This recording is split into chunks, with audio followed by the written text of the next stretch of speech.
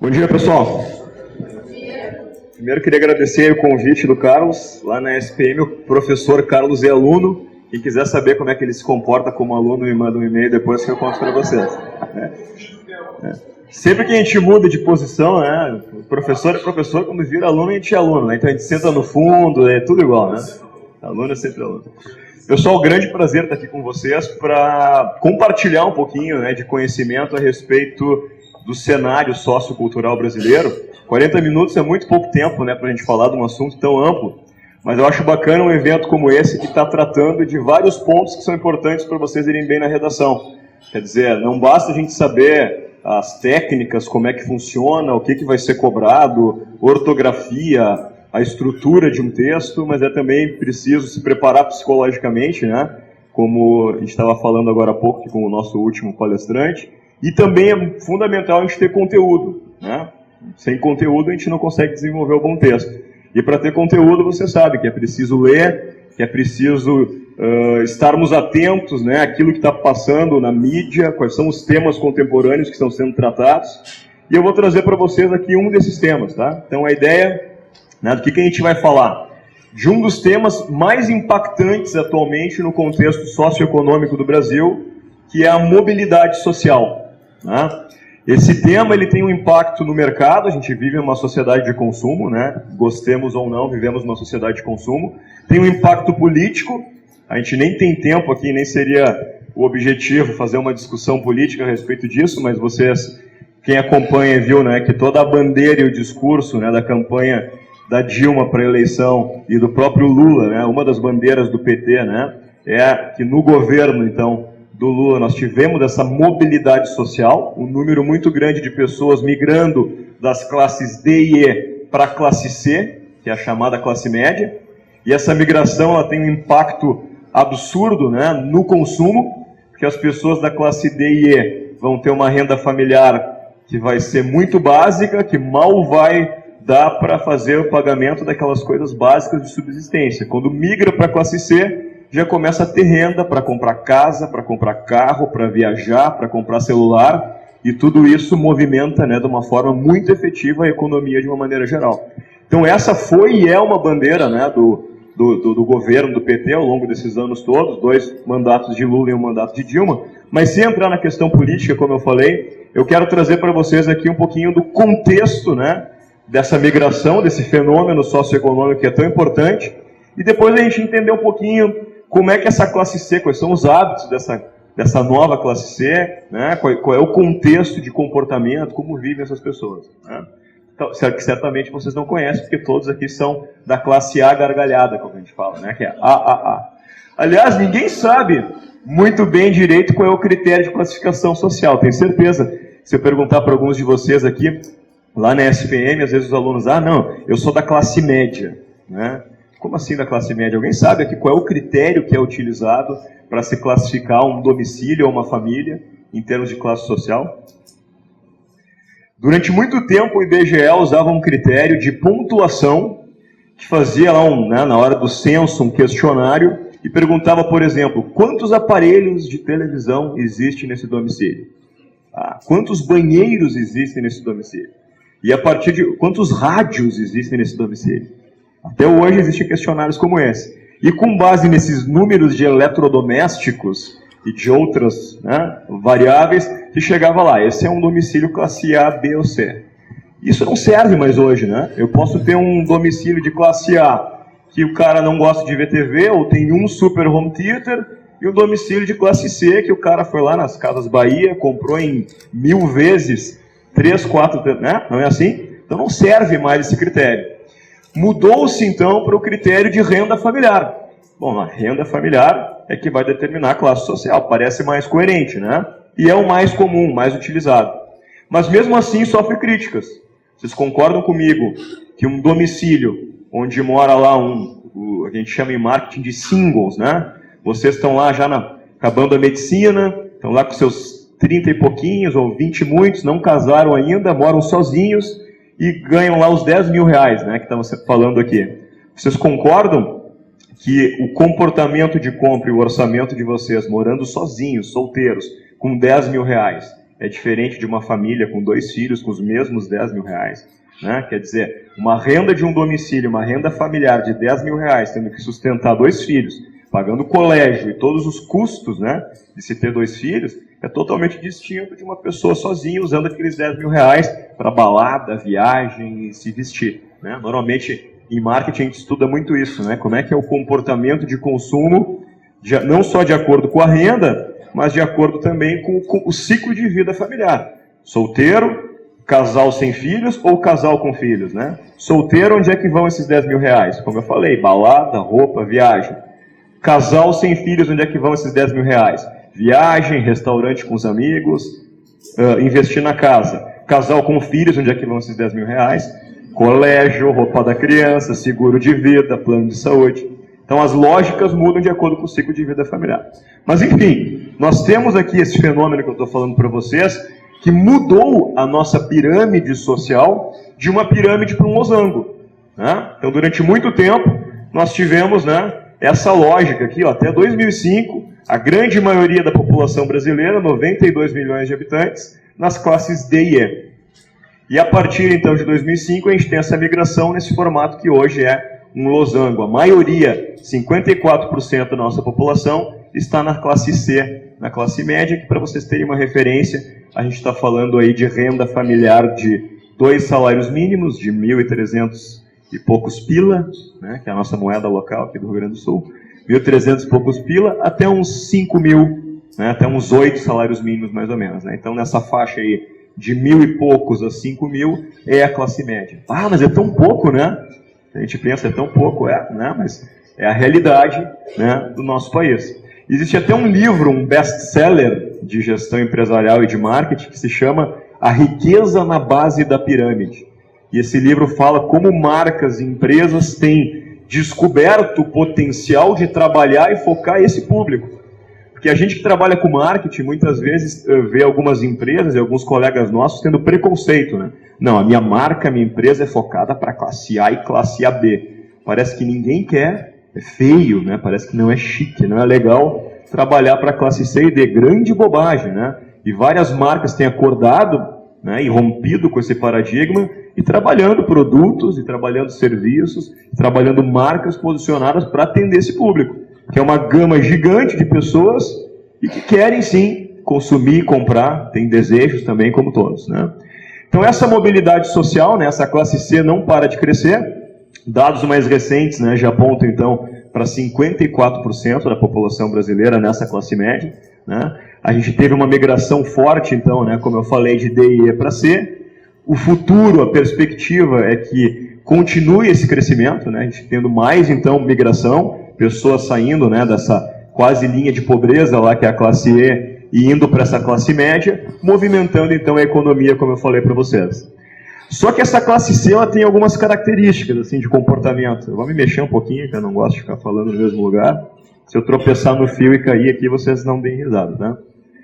Então, primeiro, essa classe C ela está estudando mais, né? Você já deve ter visto em alguns programas de TV, em alguns jornais, mostrando lá, né, a realidade desse domicílio, dessa família, onde o jovem está conseguindo estudar mais do que os pais e começa a ter um conflito nesse lar, que não é só um conflito natural de gerações, mas um conflito natural também de conhecimento. Né? Então, ao mesmo tempo que os pais ficam felizes de poderem estar propiciando para os filhos esse estudo que ele não teve, começa a ter um conflito de conhecimento dentro desse domicílio.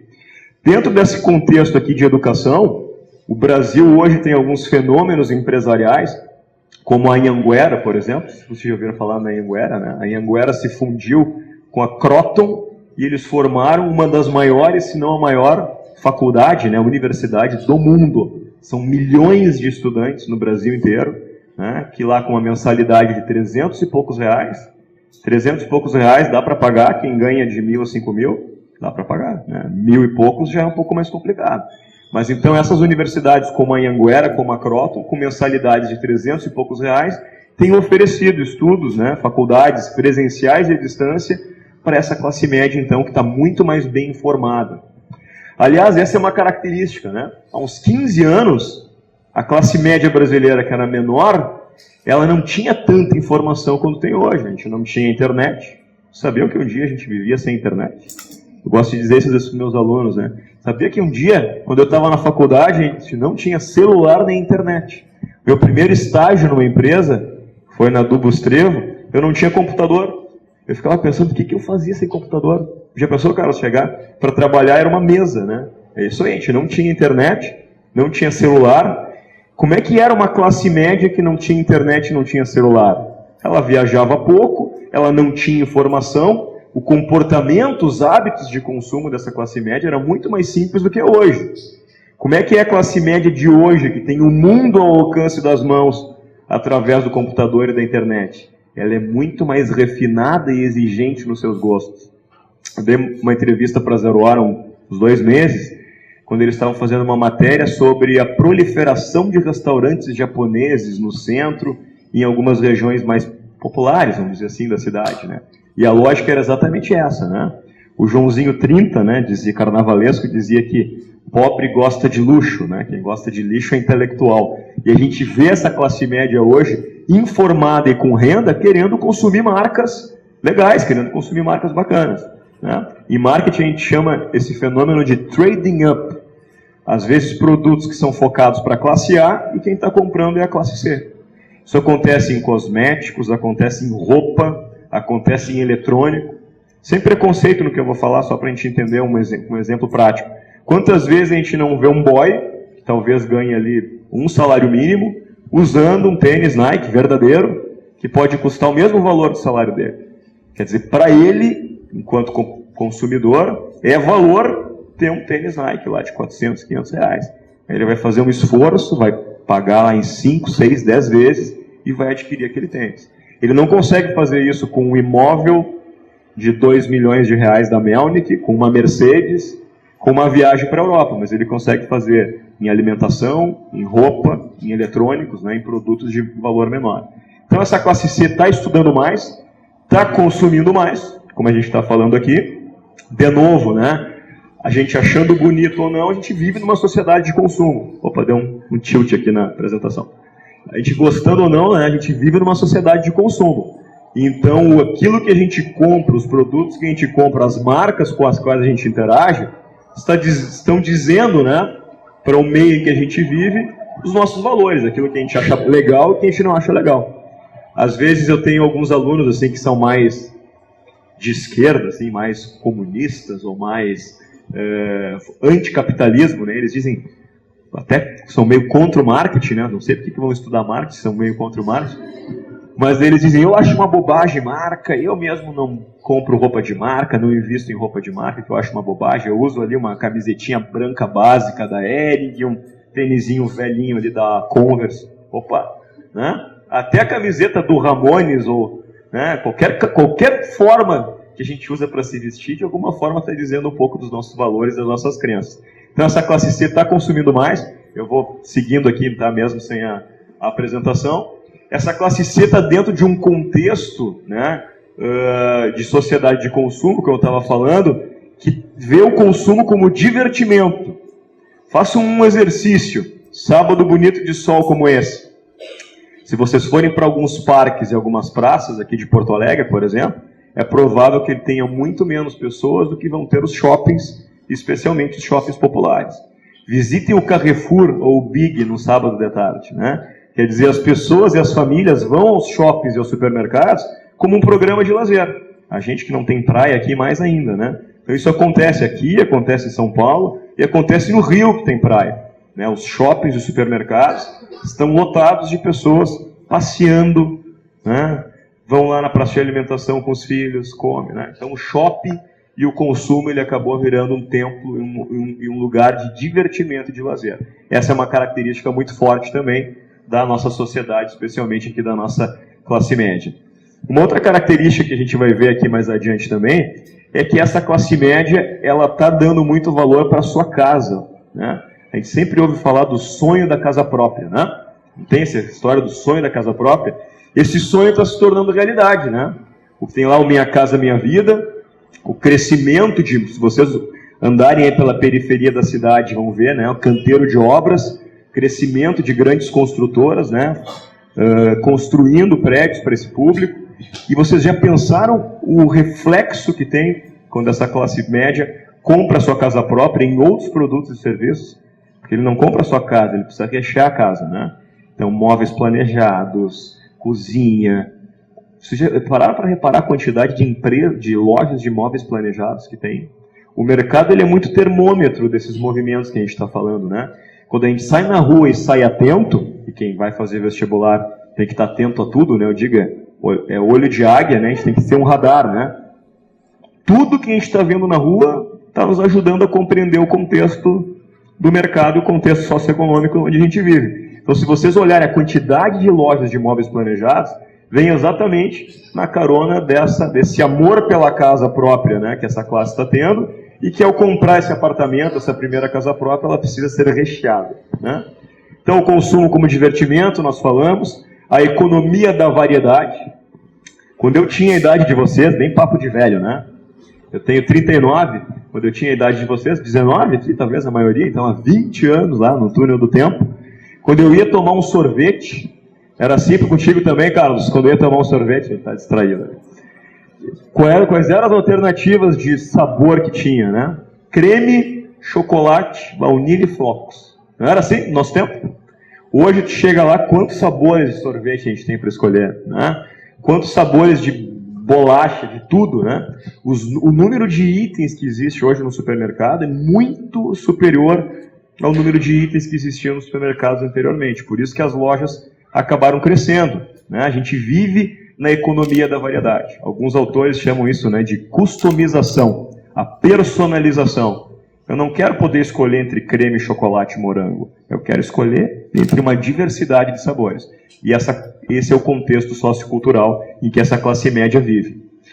Falando um pouco de sustentabilidade ou de consumo reflexivo e consciente, vocês acham que a nossa classe média ela tem um consumo consciente, ela tem consciência a respeito das questões sustentáveis e hábitos sustentáveis quando se fala de consumo? Sim ou não? Não. Várias pesquisas acessam que no Brasil, principalmente, quando a gente fala de consumo e de sustentabilidade, essa informação está muito mais no campo do pensamento do que da atitude. E quando a gente vai descendo para as classes mais baixas, muito menos do pensamento e muito menos ainda da atitude. Algumas pesquisas mostram alguns depoimentos dizendo assim, pô, agora que é minha vez, né? Agora que eu estou conseguindo grana para consumir, para comprar, vocês vêm me dizer que eu tenho que ter cautela e consumir de uma maneira consciente, me deixa, eu estou querendo aproveitar, né? Agora que é a minha vez. Mas a gente tem, né, que vem crescendo gradativamente nessa ideia do consumo reflexivo. Lazeres e tempo para si. Não é de graça, né, que essa galera toda está tendo renda e está consumindo e está configurando esse contexto que eu estou falando para vocês. É com base em muito trabalho. Vocês devem ter visto também várias matérias, aparece às vezes no Jornal da Globo, lá, né, ou na Globo News, o cara que está dando duro o dia inteiro, está estudando de noite, em São Paulo, algumas faculdades com cursos de madrugada. O cara tem 2 turnos, ele trabalha de manhã no banco, de noite de vigia para ter uma renda extra, e de madrugada, da meia-noite às 4, fazendo um curso técnico, um curso superior. Né? O cara dorme quando? Né? Dorme no ônibus e no intervalo de um... Maluco isso. Mas o fato é que, numa sociedade moderna como a nossa, né, onde o estresse é uma doença contemporânea, onde o trânsito é complicado, a violência urbana é complicada, né, e a gente tem que fazer mais com menos, e trabalhar muito, estudar muito, a gente não para de estudar nunca, né? No curso que vocês estão pleiteando aí, né, a medicina, no meu curso também, o meu pai se formou, fez a graduação lá, administração de empresas, há 200 mil anos atrás, estava formado para o resto da vida, né? Hoje a gente não acaba a formação, né? Acabando o mestrado, tem que fazer doutorado, tem que fazer outros cursos de extensão, porque o conhecimento muda tão rapidamente que a gente não pode dizer que aquilo que aprendeu, né, há 2 anos, ou ano passado, ou neste ano, vai servir para os desafios que a gente vai ter profissionalmente daqui para frente. Então, dentro desse contexto, o tempo passou a ser um bem muito precioso para as pessoas, né? Tempo é um bem precioso, vocês sabem disso, né? A gente quer fazer mais e o tempo é o mesmo tempo. Aliás, a gente tem até uma teoria da conspiração que diz que o nosso tempo, o dia está menor, né, com o passar dos anos, né? Quanto mais a gente vai ficando velho, mais a gente vai tendo essa sensação. Nossa, como está passando rápido, como o tempo passou rápido, né? Conforto e bem-estar sensitivo. Essa classe também está muito propensa e está muito acordada, né, para um outro fenômeno sociocultural, que é essa questão do prazer, né? Nós somos uma sociedade hedonista, o homem é hedonista por essência, mas a gente vive especialmente uma sociedade hedonista, que é a busca pelo prazer. Então a gente tem visto muito crescimento de produtos e serviços dentro desse contexto, spa, cosméticos, massagens, né? E essa classe C sabe disso, gosta disso e quer consumir isso. O amor pela casa, a gente já falou. O design experience. Todos esses elementos que eu estou trazendo para você, essa apresentação vai ficar disponível depois, elas fazem parte de um relatório de uma empresa chamada Trendwatch. Trendwatch é uma empresa inglesa, que tem escritórios espalhados pelo mundo inteiro, aqui no Brasil e em São Paulo, e eles fazem pesquisas, né, para identificar o comportamento das pessoas, quais são os temas, né, que estão impactando o comportamento dos grupos sociais. Então o Trendwatch diz que nós vivemos hoje muito na valorização do design, eles chamam de design experience. Vocês notam que o design está presente na embalagem da água, na caixinha do Trident, não é só na roupa ou no carro, em tudo, né? Então o padrão estético das pessoas está cada vez mais elevado, as pessoas estão viajando mais, estão acessando mais, né, através da internet o que acontece em termos de design no mundo todo. Logo a gente vive a era do design, né? A cadeira tem que ter design, a caixinha de chiclete tem que ter design, a embalagem d'água tem que ter design, né? Então o design experience. Um outro aspecto importante também nesse contexto socioeconômico são os prazeres gastronômicos. Vocês já fizeram ali o lanchinho de vocês, eu não. Essa hora esse slide aqui já dá uma água na boca, né? Mas de novo, naquele papo assim, se há 20 anos vocês falassem para os pais de vocês, não vou fazer medicina, eu quero ser chefe de cozinha, né? Vocês iam tomar uma biaba na cabeça, né? Hoje em dia já não é assim, né? Vou ser chefe de cozinha. Pô, bacana, legal, né? O universo gastronômico ele ganhou muita importância nos últimos anos, com conteúdo, programa de televisão, revista, blog, com a diversidade e o refinamento de restaurantes, de receitas, de matérias-primas, enfim. A gente vive, então, né, com o universo gastronômico tendo uma valorização muito grande, né? Então isso também está dentro desse contexto sociocultural. A euforia esportiva, principalmente aqui no Brasil, né, que nós estamos aí à véspera dos 2 principais eventos esportivos mundiais, a gente vive então essa euforia esportiva. O que é euforia esportiva?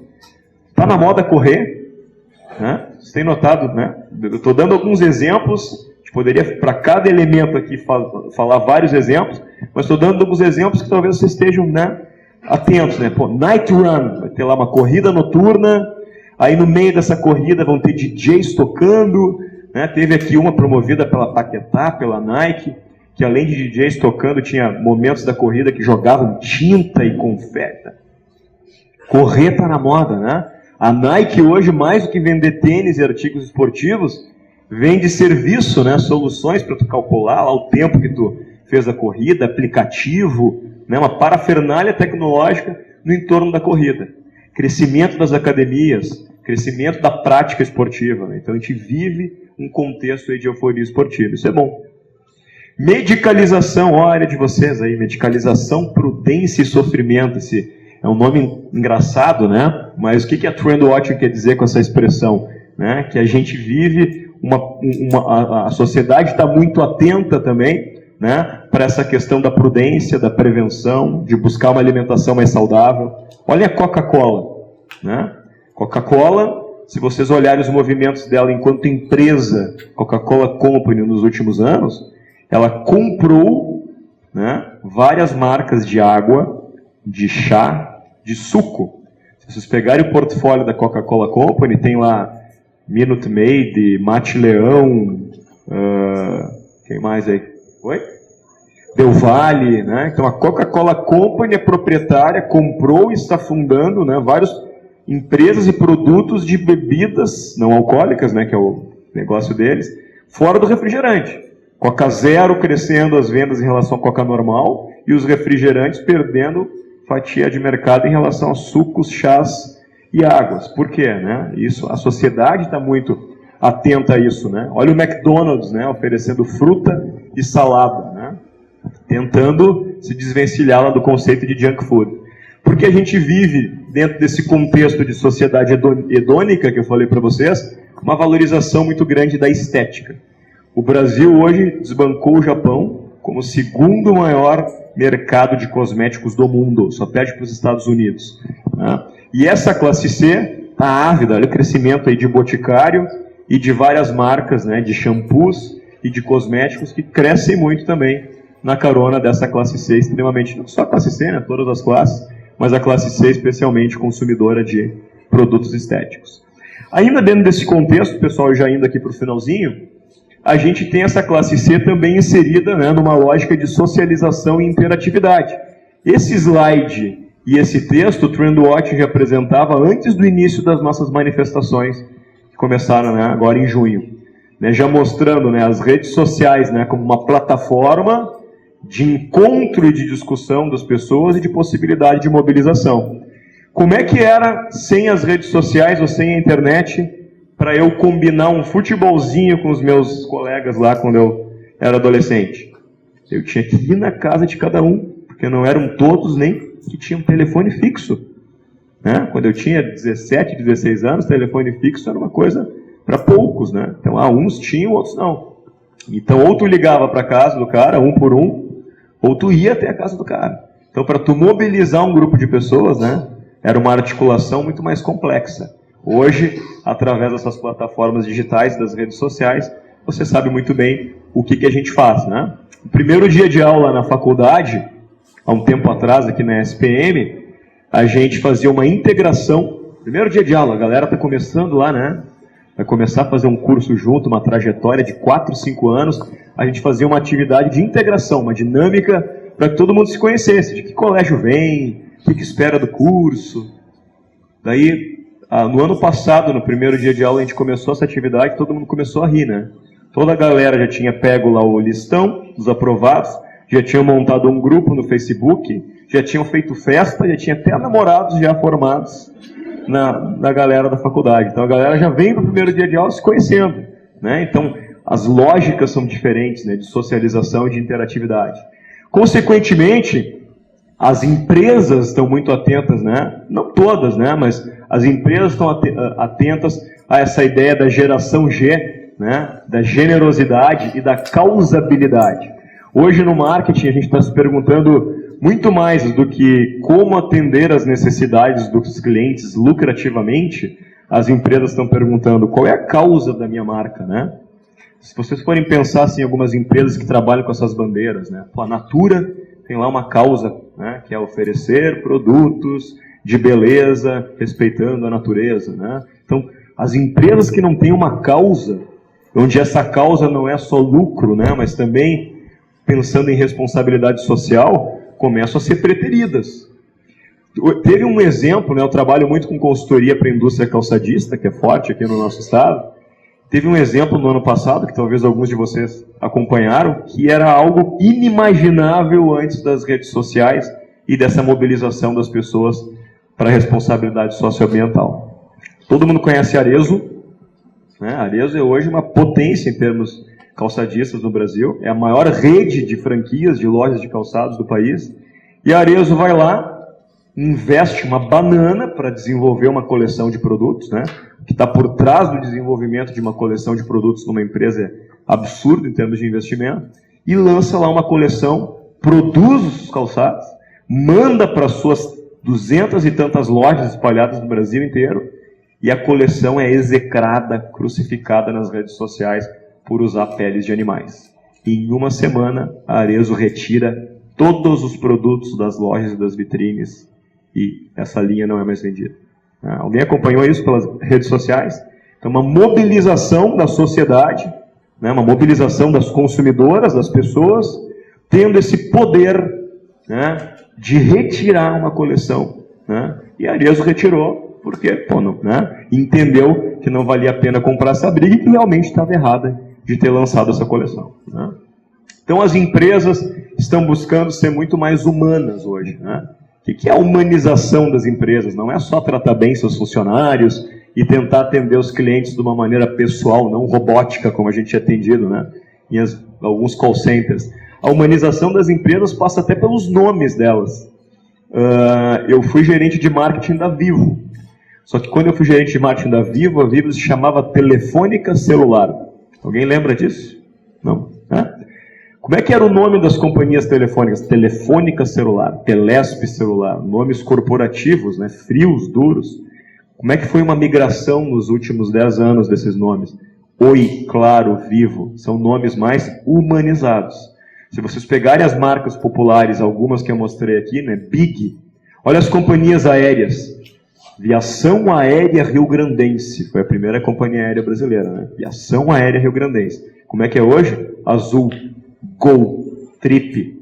São nomes curtos, fáceis, simples, mais humanizados, como a gente fala, né? Claro que o nome só não adianta, né? A gente tem que trabalhar serviço e uma série de outros componentes, mas só para vocês terem uma noção desse movimento de humanização das empresas.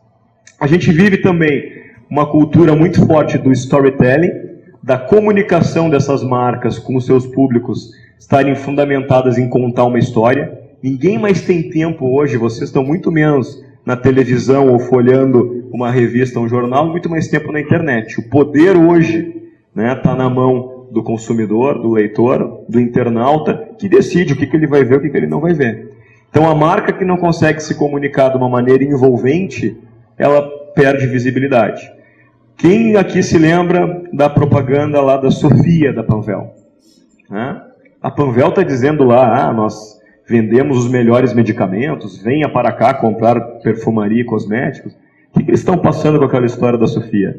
Uma história de amizade, de carinho, né?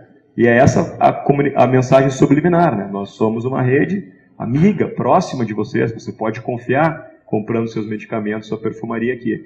As propagandas do Zafari são todas storytelling, né? A gente começa a ver aquela historinha lá do Natal, o dia em que saí de casa, né?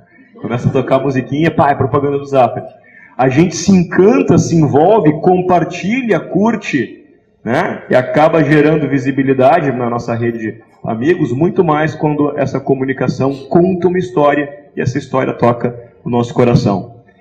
Finalizando aqui, pessoal, um outro aspecto muito importante nesse contexto sociocultural é a nossa mobilidade de informação.